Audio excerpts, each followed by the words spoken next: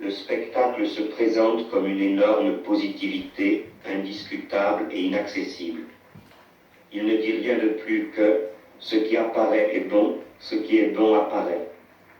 L'attitude qu'il exige par principe est cette acceptation passive qu'il a déjà en fait obtenue par sa manière d'apparaître sans réplique, par son monopole de l'apparence.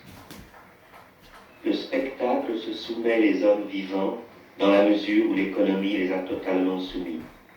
Il n'est rien que l'économie se développant pour elle-même. Il est le reflet fidèle de la production des choses et l'objectivation infidèle des producteurs.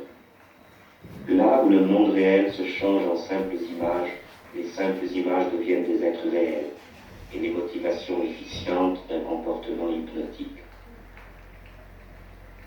À mesure que la nécessité se trouve socialement rêvée, le rêve devient nécessaire.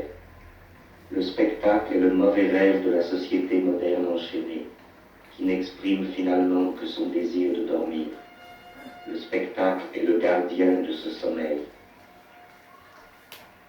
Le fait que la puissance pratique de la société moderne s'est détachée d'elle-même et s'est édifié un empire indépendant dans le spectacle ne peut s'expliquer que par cet autre fait que cette pratique puissante continuait à manquer de cohésion et était demeurée en contradiction avec elle-même.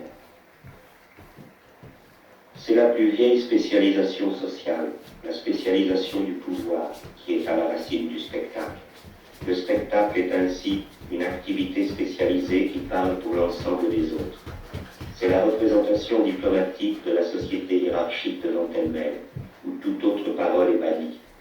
Le plus moderne y est aussi le plus archaïque.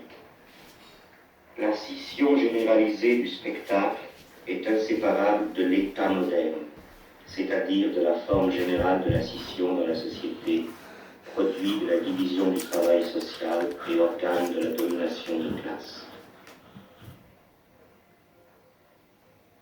Dans le spectacle, une partie du monde se représente devant le monde et lui est supérieure.